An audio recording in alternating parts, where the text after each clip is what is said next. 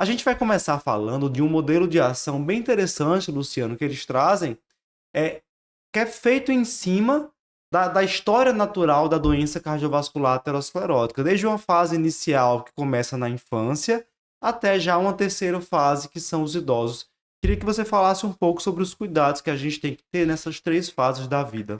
Então, essa primeira abordagem é uma abordagem um pouquinho mais genérica, né? Assim, mais geral, colocando exatamente aquela condição. Se você pega um paciente muito jovem ou um paciente na infância e adolescência, você tem que evitar fator de risco, né? Evitar fatores que são associados aos fatores de risco. Então, numa infância e adolescência, evitar principalmente a condição de obesidade e, obviamente, evitar diabetes. A gente sabe que diabetes no jovem acaba sendo um diabetes um pouquinho mais grave, mais complicado. Hipertensão, a própria estruturação de você ter um nível de lípides um pouquinho mais elevado, né? Se a gente fosse fazer coisas mais específicas nessa faixa etária, a gente ia investigar hipercolesterolemia familiar, porque aí você tem que rastrear realmente, né?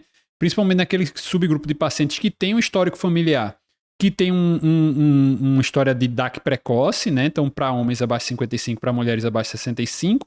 Então, se já tem essa história de doença aterosclerótica familiar, você vai investigar no contexto de você ter um LDL um pouco mais elevado, e naquele paciente tem um colesterol LDL realmente muito elevado, né? Ele usa ali os pontos de corte.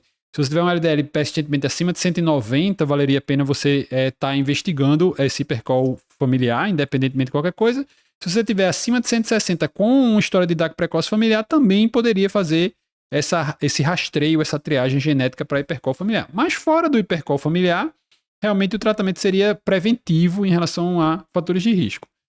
O adulto jovem, o adulto de forma geral, né, antes da faixa etária do idoso, que a gente considera a partir dos 65 anos, ele também estaria em busca de rastreio, né? Porque na maioria dessas pessoas, boa parte delas já tem instaladas algumas condições de risco cardiovascular. Então, o paciente rastrear hipertensão, rastrear diabetes, a gente lembra que a partir de 35 anos é indicado esse rastreio, rastrear dislipidemia, quando realmente tiver essa indicação, né, de fazer o exame. Lembra que na infância a diretriz recomenda que com 10 anos de idade você já faça uma primeira investigação. Então tem que fazer esses exames novamente para fazer esse rastreio na idade adulta de forma geral.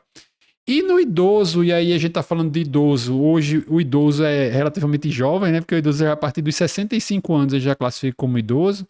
Então quando a gente fala idoso, às vezes a gente pensa em um paciente muito idoso, mas o idoso de 65 anos, boa parte deles já tem doença cardiovascular instalada, seja ela clínica ou subclínica, né? Então seja ela que já teve evento cardiovascular propriamente dito, seja aquele que tem algum exame que vai mostrar que tem uma lesão aterosclerótica num estágio já ali avançado pré-clínico e que é um paciente de maior risco cardiovascular e que a intervenção tem que ser mais direcionada e mais agressiva também, porque aí você vai ter benefício em relação a reduzir desfecho, né? Acho que essa é a mensagem principal. Perfeito, Luciano. E uma coisa que eles enfatizam lá é que desde a infância a gente já tem um processo aterosclerótico inicial. Uhum. Naqueles casos, principalmente, que há um hipercol familiar, que tem evidência, por exemplo, de formação de estrias de gordura nas paredes das artérias desde a infância, quando existe uma dislipidemia. Então, é um grupo em que a gente tem também que ter uma atenção inicial, nem que seja realmente em evitar o aparecimento de fatores de risco, como, por exemplo, a obesidade infantil.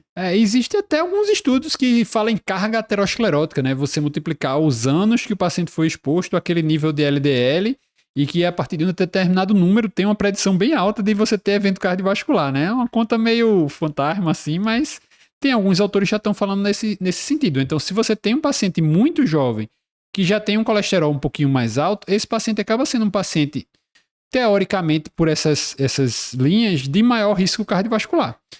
Tem uma série de falhas nisso, né? Então, talvez um paciente muito jovem, sem fatores de risco, que tem um LDL mais alto, a gente tem que fazer uma avaliaçãozinha mais específica para saber se aquilo ali é real, né? Porque às vezes tem aquela história da partícula grande. Não, tem outra razão de ter um LDL mais alto.